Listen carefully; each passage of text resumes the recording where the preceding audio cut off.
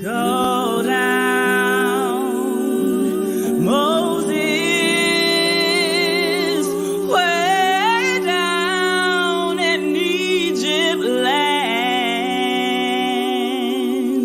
Tell old Pharaoh to let my people go.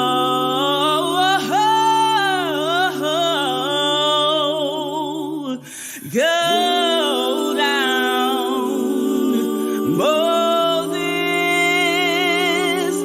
way down in Egypt land. Tell old Pharaoh to let my people go.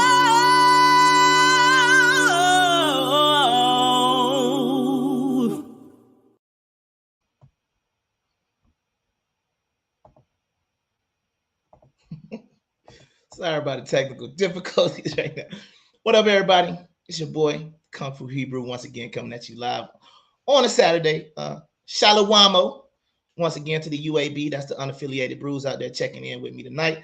Hopefully y'all can hear me. If you can, go ahead and make sure in the chat out before I get started. Let's just make sure y'all can hear me in the chat. So just go ahead and send me like a, hey, we can hear you, thumbs up, whatever. Once again, welcome to the show. I'm not going to cap. I ain't gonna say I'm running behind, but I am running a little bit because, you know, I like to be on point. So I'm gonna go ahead and advertise a show that I don't do because I need about 1 more minute to get this uploaded. So give me 1 minute. I'll be right back.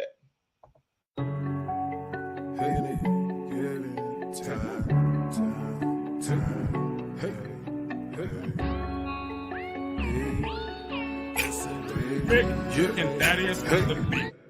You can hit my line if you callin' about that work. You can hit my line if you callin' about a verse. Hey, you can hit my line if it's about them chingos. You can hit my line if it's Lou for Ringo. You can hit my line, it ain't nothing wrong. If your price is fine, I'll pick up the phone. You can hit my line if it's about them chingos. You can hit my line if it's Lou for Ringo. Catch me riding down the ass, strictly thinking about mad. How can I get an income while avoiding being a victim? Grew up off sitcoms, money calling case sitcom. Mama said don't hurt none, get the cookie, they can have the crumbs. So I stack and stay focused, never ever been bogus. This chick bad, met her while I was at Strokers. Play a vision, I noticed, she get her bag. Wanted to know how to make it grow fast, I couldn't brag. All right. Okay, good. That's all the time I needed. It looks like we good. First of all, I want to thank one of our first non-sponsors, Evermore Water. I don't know, it's a big old water bottle, but I'm gonna be drinking from this. This ain't a sponsor yet, so Evermore, if y'all want to pay your boy some money, it's all good. If not, it's all good. I'm still gonna drink some good water. But last week, man, like I said, I'm gonna get right into it tonight. I was gonna try to do all 3 sons in like one whole thing, but honestly, yeah, it's gonna take me a while to go through this. But if you didn't watch last week's show, it'll kind of set you up for how we're gonna be doing things. Like I said, this ain't church, you know, because it just ain't. It ain't church. It ain't nothing. You know what I mean? This is a like I said, a very educational thing is what I'm trying to do here. So once again, some things that I'm gonna say tonight. I decided to start with the Descendants of Ham because anytime you go past Ham is the one. You can say the majority of the world agrees on. There's not a lot of well, tonight there will be some smoke, if you say so, just in different communities that believe different ways. Once again, I want to shout out Skissy Tobias checking in the chat. I did make some adjustments from last week, so hopefully, like I said, you know, she's a scholar, so she let me know, you know, hey, you can't have all the information, we can't see it. So hopefully the adjustments look a lot better this week. But like I said, I got a really good presentation for you tonight about Noah, and we're going to go to his son Ham. And there are some misconceptions about Ham as well. So I'm going to get into all of that right now. So hopefully my presentation will upload here. Let's see. All right, so we're not going to use that format because that's way too small. Okay. So I'm gonna leave myself in the screen here. I know my sis Skissy is checking in. So if for some odd reason, like you can't read anything on the screen, just let me know, and I will take, my beautiful chocolatey face up off the screen for a little bit, and we'll just go 100% full screen. But I believe you should be able to see it. Okay. So for right now, I'm just gonna kind of go through it. And then, like I said, I do have some updates. I also got some more people to thank because as I've been going along with the show since last week, I think I had about another 25 or 20 or so subscribers to the YouTube channel. So once again, I appreciate that. If you haven't, make sure you share the show with people who are, like I said, this show, in my opinion, even though it's educational, it should just further, if you are a Christian, you call yourself a Hebrew Israelite, Catholic, Protestant, whatever, this should just further solidify your belief in what you believe in, because even after the night show, you will start to understand, in my opinion, more about the way the world is and the way the world works, and how, just gonna be honest with you, everything almost on this entire planet comes out of this book. You understand what I'm saying? So we've gotta look at doing that or whatnot, and gotta figure out where my presentation just went, because for some reason it just left me here. All right, so let me see if I can get that back up on the screen.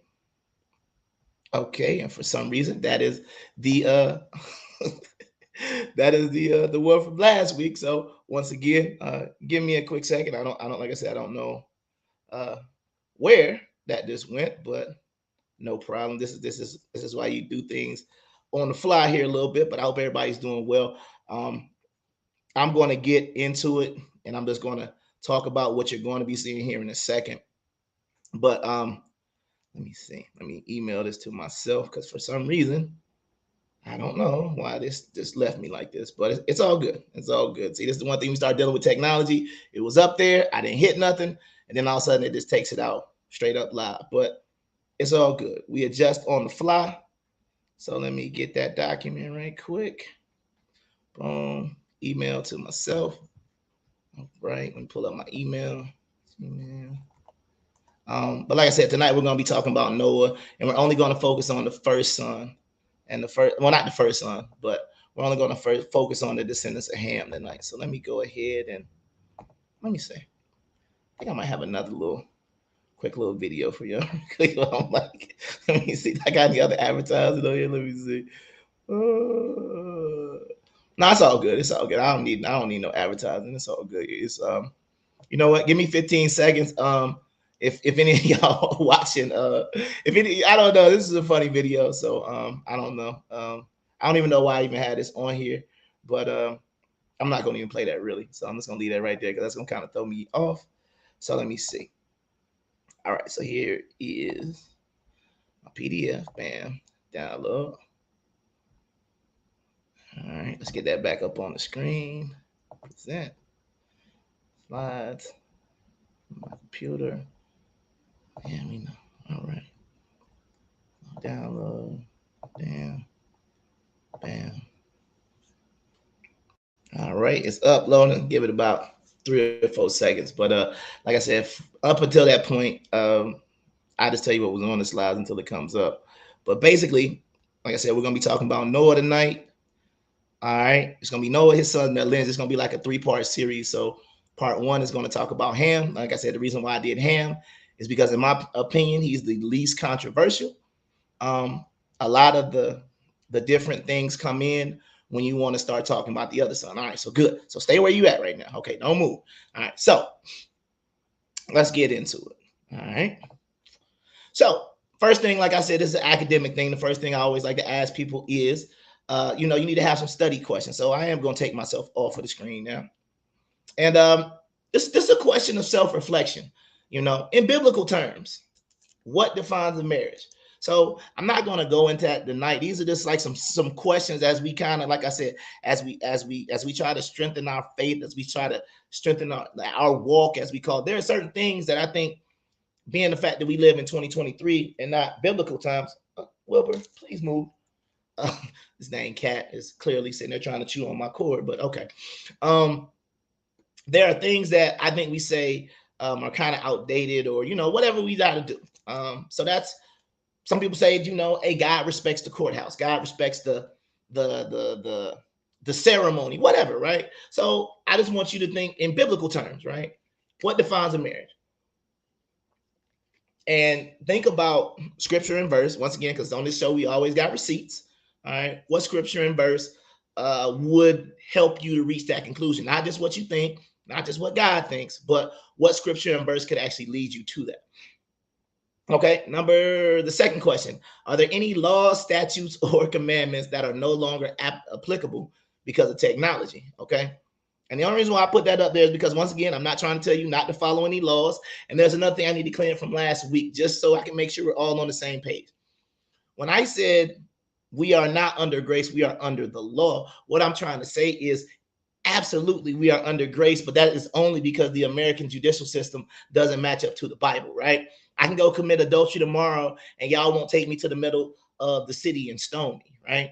Which means, yes, we're under grace, but what I'm saying is the laws, the Mosaic law is still in effect, because if it isn't, right, you got to ask yourself this hypothetical question, because this is one of my issues with the so-called Christian church.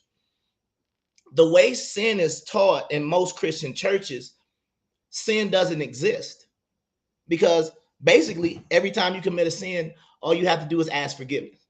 So number one, if you say, oh, we're under grace, then first of all, you have to ask yourself, how is sin defined?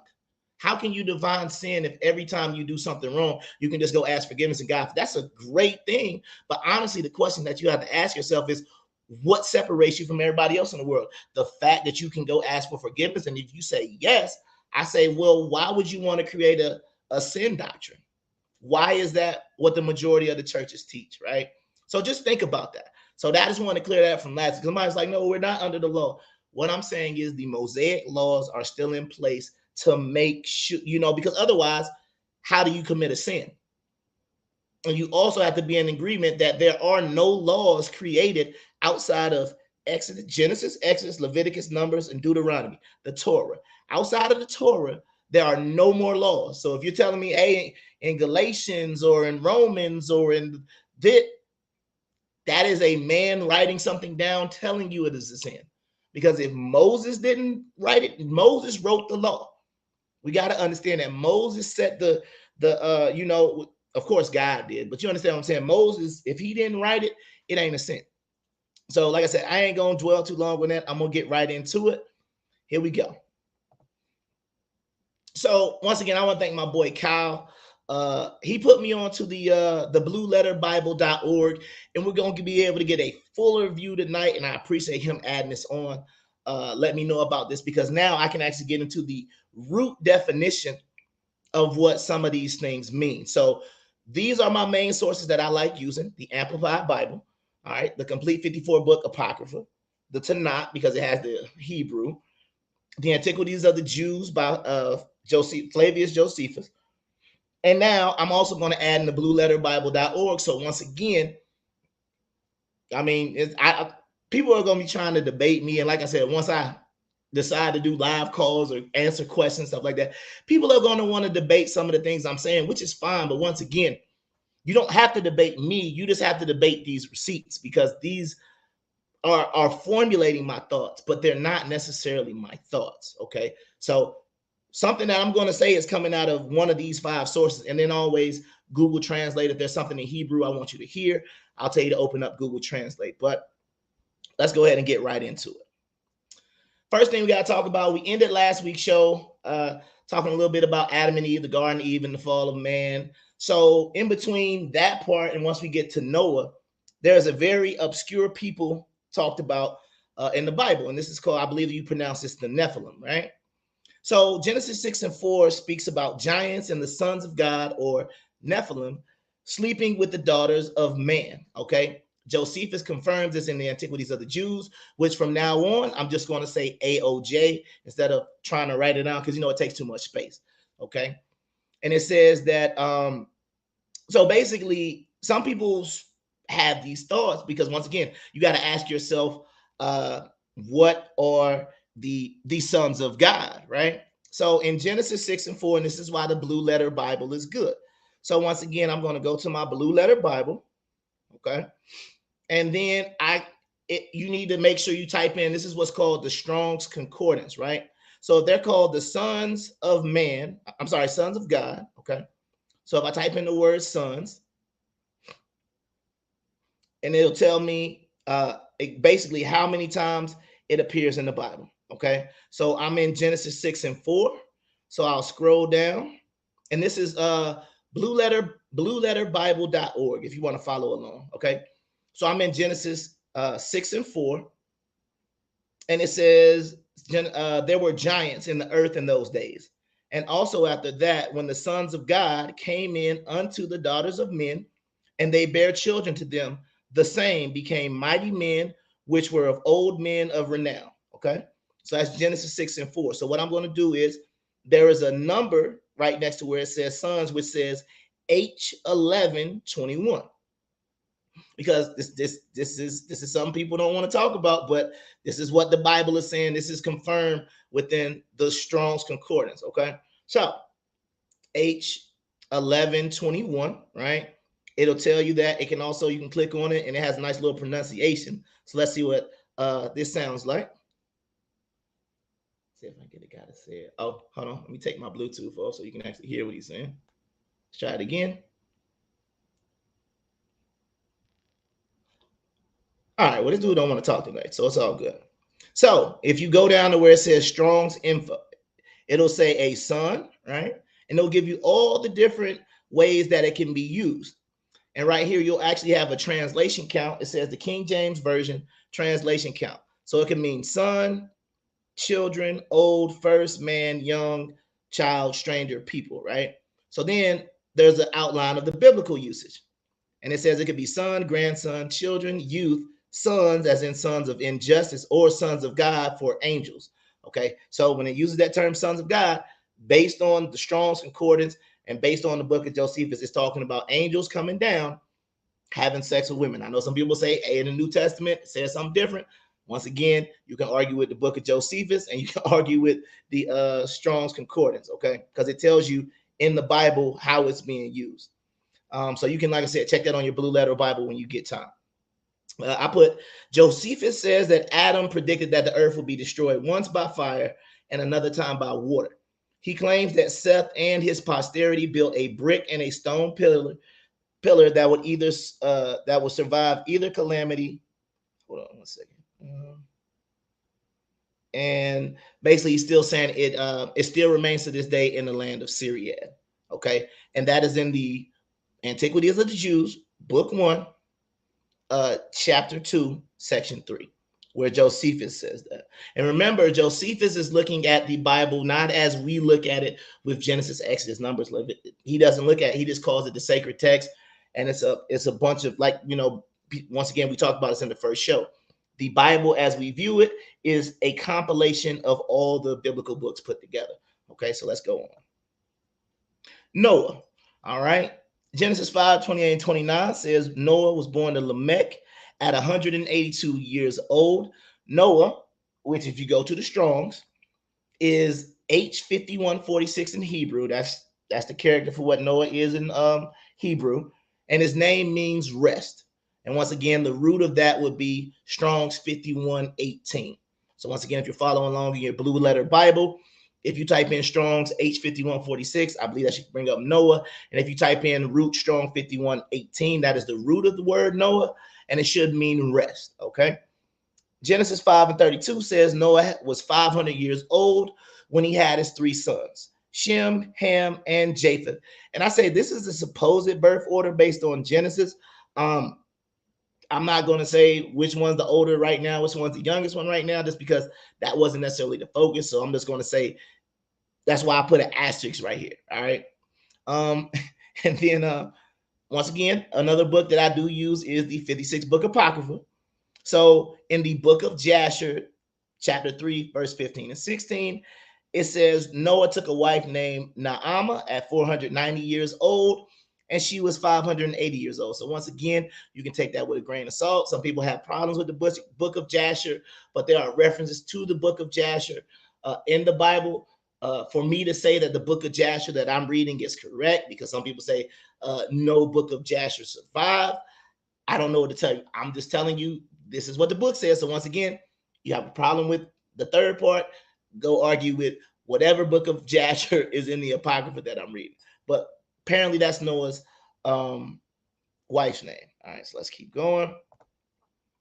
So the flood, okay? We got to get into the flood, because one thing a lot of people don't understand is there are multiple ancient civilizations that speak about a flood, or in this time they call it the deluge. And once again, these are your receipts, okay, of a flood happening, okay? The first one is Berosus, the Chaldean, Hieronymus, the Egyptian, and Nicholas of Damascus, okay? So those are all three, the Egyptians, Chaldeans, and Damascus are three civilizations that are pretty old, you know, that all talk about there being some sort of flood or deluge when they write their, as they call it, their antiquity or the histories of their people, okay? Once again, I like to use the book of Josephus, because not only does he leave receipts, but he says there were actually dates in these sacred texts that he was reading from. So Josephus says in the Antiquities of the Jews, book 1, chapter 3, verse 3, that the rain started on the 27th day of Nisan in the year 2655.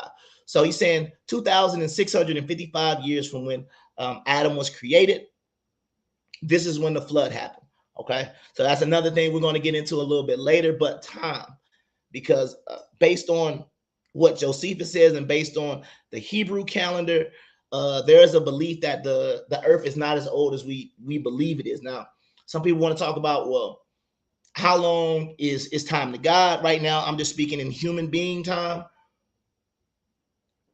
So from Adam to the flood is what, based on Josephus, 2655 from Adam. Now, it says the flood lasted 40 days and 40 nights. And then once again, this is the name of the show, because there are, I'm going to get into it's not numerology, but it is called gematria, which is the numbers or the significance of numbers in the Bible. But there is that 40 and 40 days again, remember. So that 40 days, 40 nights, that's the reason why I call the show that, because it's a very significant time period in the Bible, or just that number 40. So the flood lasted 40 days and 40 nights. All right. The length of this time is significant throughout the Bible. Jesus was in the wilderness, tempted for 40 days and 40 nights. Moses went up to the mountain for 40 days and 40 nights, etc. So we're going to see that 40-40 time period happen a lot. Okay. All right. So it's the flood continue. All right. So here we go. Josephus says the ark landed in present-day Armenia at, I'm not going to even try to pronounce it, but apparently, if you translate that in either Armenian, kind of look like Russian to me, it is called the place of descent. And it says, as of 93 CE, when Joseph completed his book, The Antiquities of the Jews, Josephus said that the inhabitants still showed its remains. So as of 93 AD, CE, whatever type of time frame you want to use. So basically saying like 100 years after the Messiah was crucified, or the Messiah died, resurrection and all of that. Josephus said at that point in time, you could go to Armenia and they still had remnants of the ark. And in another passage, he actually said they used pieces of the ark as like amulets for good luck. So can't say where the ark is now, 2,000 and some years later. But at this time, Josephus wrote in the book, once again, the Antiquities of the Jews, that you could not go see the ark, but the remains, the inhabitants of that area of Armenia still had it. So here we go. Genesis 7:2-3 says Noah took 2 of every unclean animal and 7 of every clean animal and fowls of the air. All right. In Genesis 8:4, the place is identified as Ararat. And if you go to the Strong's Concordance, that'll be 8780, which is identified as Armenia. So once again, the book of Josephus is matching up to the Bible, and it's also matching up to the Strong Concordance as well. One quick thing that I want people to do, because some people say, oh, that, you know, they talk about Noah's Ark, right? And they're like, oh, that couldn't have been real because the animals, oh, I mean, you think he just got them lions, and oh, how you think he...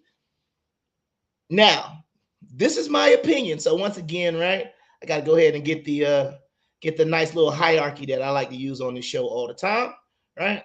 Top 5 people you should be listening to. So now, right, number 1, God, Yahweh. Number 2, the Messiah, Jesus, Yeshua, Yahweh Shah. Number 3, the prophets. Number 4, the disciples. Number 5, wise men.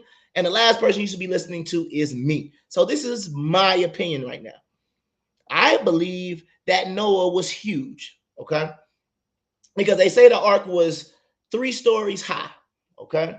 So a lot of people say, oh, that's so some of the bigger animals could fit in the ark. I said, I believe at this point in time, human beings were huge because I'm going to have some talk about dinosaurs in the future, but I believe that to believe in dinosaurs and to believe in the Bible are not contrary ideas.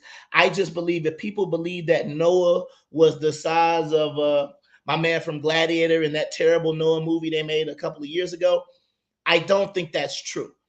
I believe Noah was the equivalent, like I keep telling you about this dang house cat that keeps trying to ruin the podcast, but I believe that that's what a lion was like to Noah. That's what a tiger was like to Noah. You understand what I'm saying? So whatever ratio that needs to make so that you understand what I'm saying? If a lion got out of order, he could just pick him up by the skin of his neck and be like, hey, go sit down. You understand what I'm saying? I believe these people at this point in time were huge because they were also living like 900 and something years as well. So I believe over time, once we got out of the garden, we weren't able to access the fruit of life anymore, right? So over time, human beings continue to get smaller and smaller, but you still kind of saw the remnants of those giants with some of the Philistines that they talk about who were 18 and 20 feet tall. So we still see those remnants. So that's just, once again, this little caveat I want to throw on the side that I believe Noah probably 20, 25, 28 feet tall. That's my guess. He's somewhere in the 20. He's huge. He's a huge individual because how else could he have gotten all these animals into this huge boat that was about the size of a football field and a half, and it was about 3 stories high. So I think Noah had to be huge. Otherwise, kind of doesn't make a lot of sense, okay? So let's keep going. All right, so right now, if you want to Google anything I said right now, I'm not going to make this an extended Google break, but it's a little Google break if you just want to go and check some of the things that I've said in the first part. So let me go ahead and do my nice little Google break real quick, and I will be right back. Okay. Let's go. Okay. Let's go. Okay. Let's go. Let's go. Okay. All right, so I'm back. So let's go ahead and get into Noah's son Ham. Okay, now Hoteps, the Kemet community, yeah, y'all probably gonna be mad. Well, I know y'all gonna be mad by the end of these slides. So I'm gonna go ahead and put my disclaimer out there. Once again, I'm gonna bring you the receipts. You can disagree with it if you want to, but I'm gonna bring all the receipts that I need to. Okay, so Ham or Cham, and there's a symbol form. And that's possibly where the name Kemet originates. I know they don't want to hear that. So I know right now, Sinetta and people like Brother Polite and, General Sarun Seti and some people that I used to kind of listen to a little bit are probably going to have a meltdown when they see this. But once again, I'm just going to give you the receipt. Okay, so you got Ham, Cam, or I believe that it might be Cham, Cam, whatever. I'm not going to try to sit there and make it sound like I got that part right. But that is Strong's H2526. In this part, in the Strong's and the Blue Letter Bible, it says Ham was the second son of Noah, who is listed as the patriarch of Egypt, Libya, Canaan, Ethiopia, and other nations. Right there, it says Ham means hot. Okay, now there was a scholar named Plutarch, and he observed that in more recent times, terms such as black or blackness were used in the more recent term, the more recent Coptic tongue to refer to the descendants of Ham.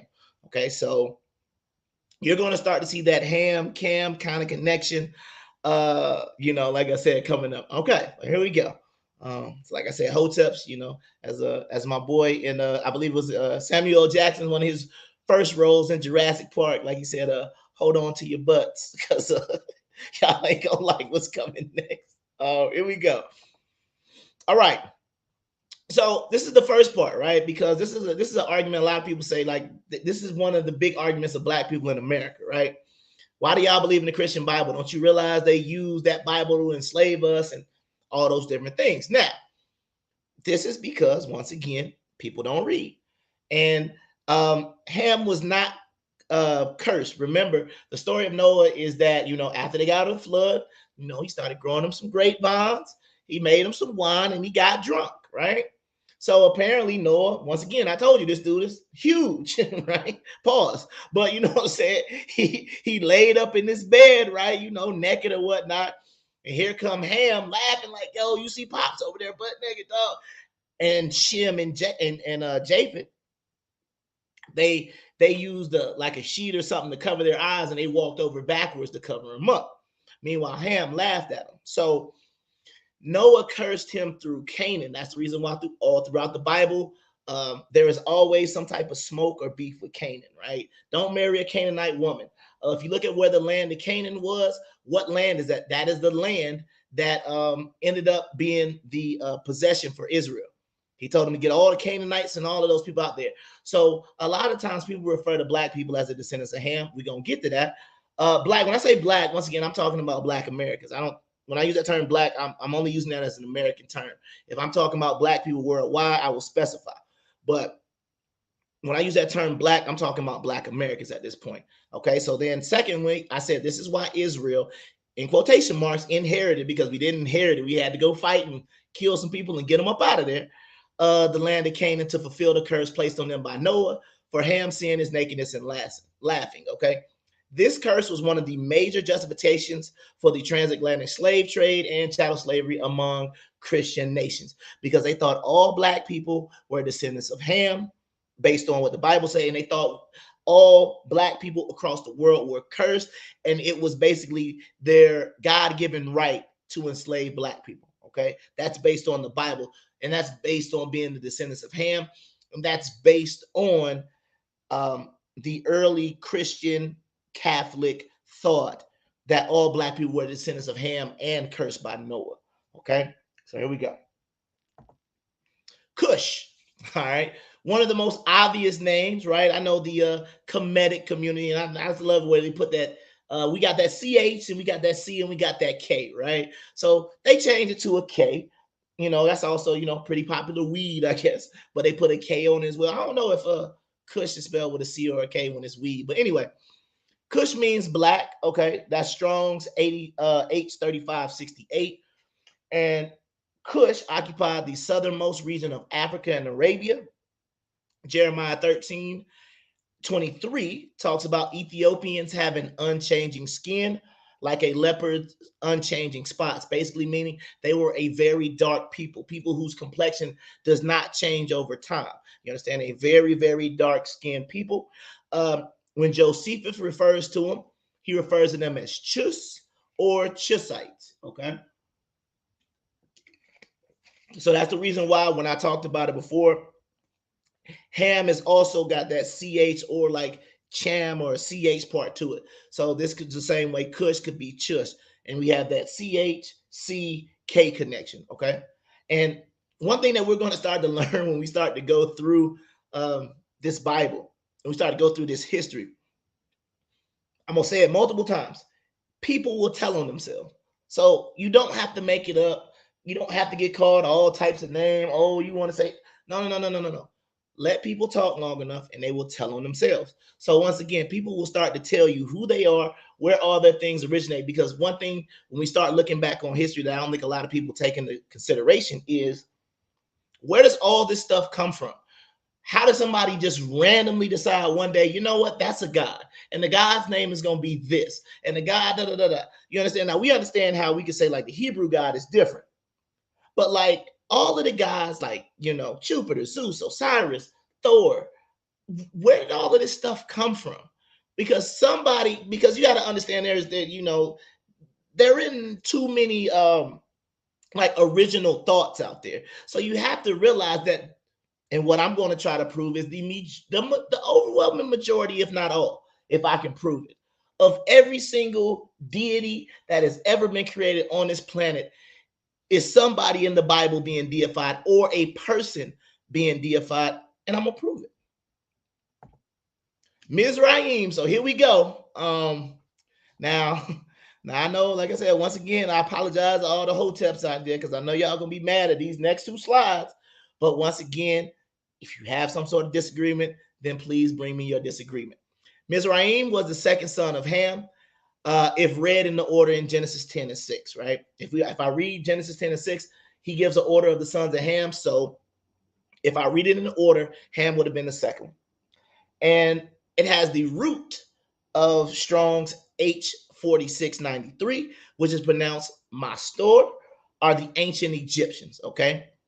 Josephus says in the Antiquities of the Jews, Book 1, Chapter 6, Section 2, that people in Judea, that's the area, you know what I mean? That's where the term Jew comes from. Judea, the land of Judah, right? Called Egypt Mestre and called Egyptians Mesrians. That's why if you go back and you look at some things, you can Google upper and lower, the same way they have upper and lower Egypt, they also have upper and lower Mizraim as well.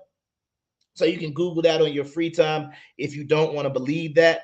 And also another receipt is an Egyptian himself, the Egyptian historian Manetho, in 300 BC confirms this lineage in his Egyptica or Aegyptica, however you want to say. I'm sorry, Aegyptiaca, sorry. And that's basically just an antiquity or a history of Egypt. Okay, so here we go.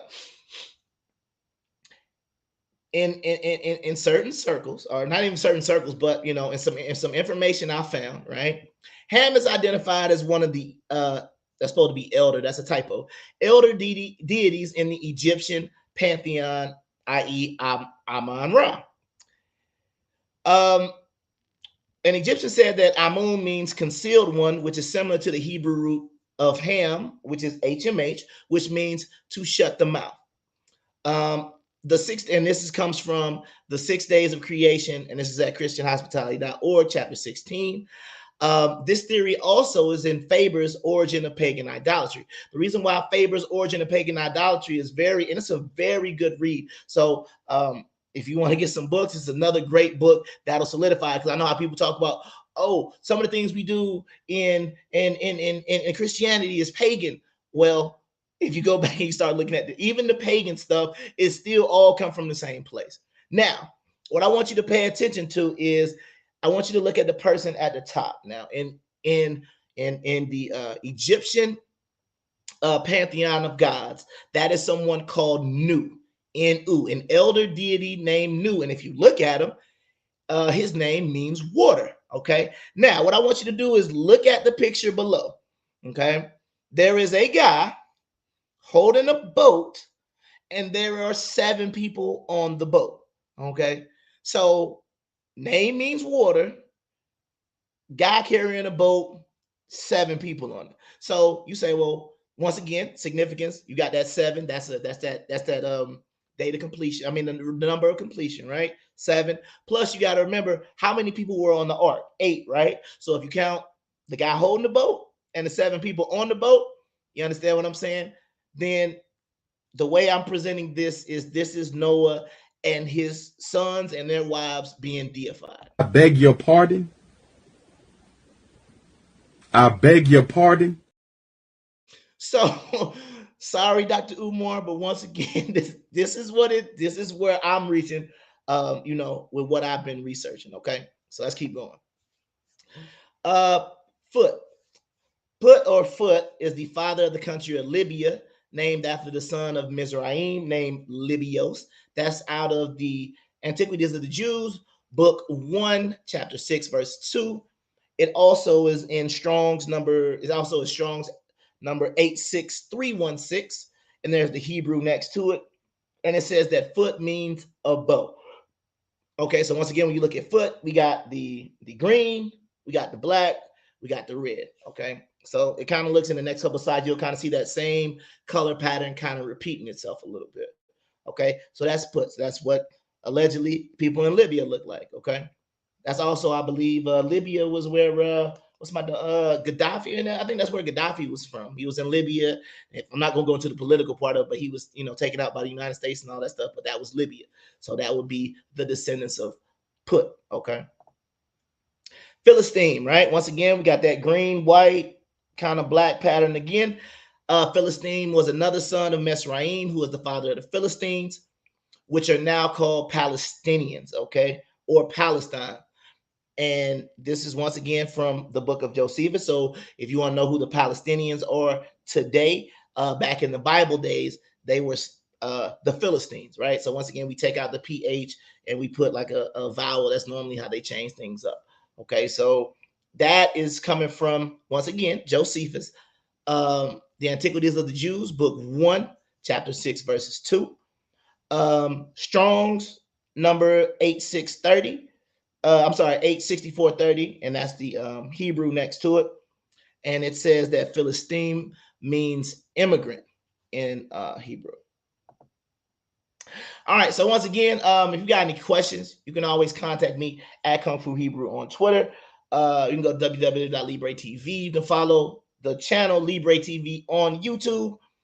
And then, like I said, if you have any questions or you want me to answer something live, which I will do next week, I didn't have time to finish my video for this week, but you can send me an email to, questions for the show for Kung Fu Hebrew at yahoo.com. So, as it stands right now, let me bring myself back up on the screen. So this is where we're at right now. So we've pretty much gone through the Descendants of Ham. I pretty much told the Hoteps that Israel was first. Well, not Israel was first. I apologize. The Bible precedes all of the things that you're talking about. So I don't want to hear, some of the things you'll start to hear is, the Bible copied ancient Egypt. So unlike a lot of these people who do these podcasts and things like that, they will do a similar PowerPoint, but they leave no receipts. They don't tell you where they get this information from. You'll hear, like I always laugh because there's one dude and he talks like this. His name is General Sarun Seti, and he will tell you, ain't no Hebrews, ain't no Jews, y'all Christians over there worshiping the pack of wood, okay? He ain't no Jesus, ain't no Mary.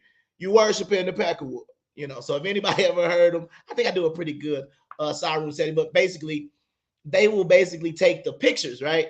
The pictures of the Virgin Mary and Christ, and then they will compare it to different Egyptian like depictions. And I'm like, well, once again, it's not a good argument because nobody in the Bible made that picture. That picture was created by the Roman Catholic Church or by some of the Renaissance artists. So it's like, I will agree. The Renaissance artists probably stole it from Egypt. I'll give you that credit. But the origin of where the story comes from, the story is way too detailed to just say, the cross pose and all that.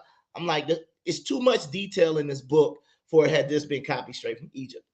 And once I get through the sons of Ham and I get to Abraham, they're going to get mad again because based on what Josephus said, and once again, I'm going to keep using Josephus because if you can give me, you got to remember, they didn't really start opening up the pyramids until the 1900s. So if you want to quote me somebody from 1900 and I got a guy who 100 years before they ever even opened up to even see what was on the inside of that temple or inside that pyramid is confirming what I'm saying. Plus, I got a guy 1,500 years before the King James version of the Bible is created. You understand? Or you can say translated, however you want to do that. I'm going to keep using them as a source because until you can give me somebody older than him and you can show me proof of what you're saying is accurate, then I'm going to keep going what I got to go with. But like I said, man, that is the Sons of Ham.